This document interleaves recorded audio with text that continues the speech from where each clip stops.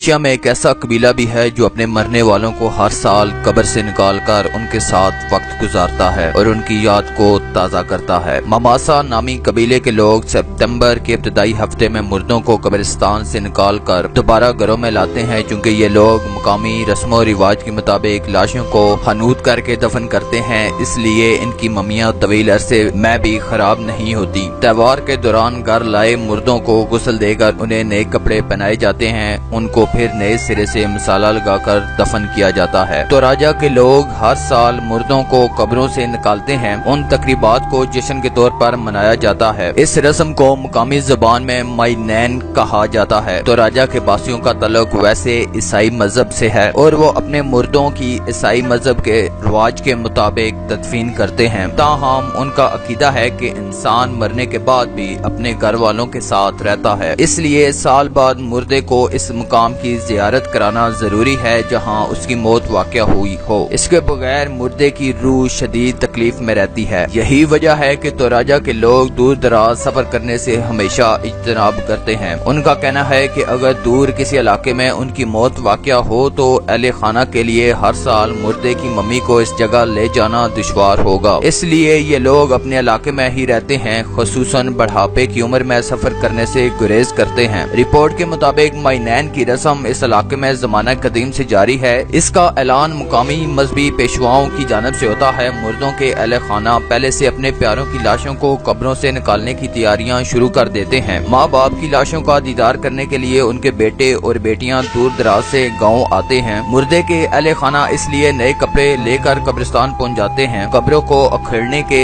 वहशतनाक मंजर बच्चे भी देखते हैं। बच्चों को मैयत के ताबूत के सिरहाने बिठाया जाता है, जबकि मुर्दों को कब्रों से निकालते ही तमाम अहले खाना उन्हें मुखातब करके कहते हैं नया साल मुबारक हो। तो राजा के बाशिंदे एक खास तरीके से हनूत लगाकर अपने मुर्दों को महफूज बनाते हैं। इसके बाद एक मसाला लगे कपड़े में मैयत को लपेट दिया जाता है। इस कपड़े के अंदर एक मुकामी दरख्त के पत्ते भी रखे जाते हैं, जबकि ताबूत भी एक खास लकड़ी से बनाया जाता है। हर मर्तबा नए ताबूत में मैयत की तदफीन की जाती है। इस इलाके में मुर्दों की कब्रों में तदफीन के साथ उन्हें इलाके के एक मतबरक पहाड़ में बने गार नमा कब्रिस्तान में दफनाया जाता है। मैयतों को सीधा खड़ा रखने के लिए मुर्दों के दोनों हाथों को एक लकड़ी पर इस तरीके से रखा जाता है जैसे दुआ के लिए हाथ उठाए जाते हैं। माइनैन त्योहार को मुर्दों की ईद भी कहा जाता है। इस दिन तमाम मुर्दे कब्रों से निकाले जाते हैं। इसके बाद उन्हें अच्छी तरह गुस्ल दिया जाता है, बालों को संवारा जाता है। बहुत से लोग ब्यूटी पार्लर वालों को बुलाकर भी अपने मुर्दा अजीजों को संवारते हैं। मैयत को दोबारा तदफीन के लिए तैयार करने से पहले हनूत के लिए लगाया जाने वाला पुराना मसाला हटाकर दोबारा नया मसाला लगाया जाता है। छोटे बच्चों की लाशों की दोबारा तदफीन के वक्त उनके लिए नए खिलौने भी ताबूत में रखे जाते हैं। माइनैन रस्म की सबसे दिलचस्प बात यह है कि फौत शुदा जोड़ों की लाशों को कब्रों से निकालने के बाद उन्हें नए कपड़े पहनाकर दोनों को एक साथ खड़ा किया जाता है। इस दौरान अहले खाना और अजीजो अकारब भी उनके साथ खड़े होते हैं और फोटो खिंचवाते हैं, जबकि बाज अफराद मुर्दों को चलाकर दिखाने के लिए भारी मुआवजा अदा करके बाजीगरों की खिदमत भी हासिल करते हैं। रिपोर्ट के मुताबिक तो राजा दुनिया का वो वाहिद इलाका है जहां हर साल कई बरस पुरानी लाशों को लोग पैरों पर चलता देखते हैं। न्यूयॉर्क न्यूज ने अपनी वेबसाइट पर एक ऐसी वीडियो अपलोड की है जिसमें 80 बरस पहले फौत होने वाला पीटर नामी शख्स की मैयत को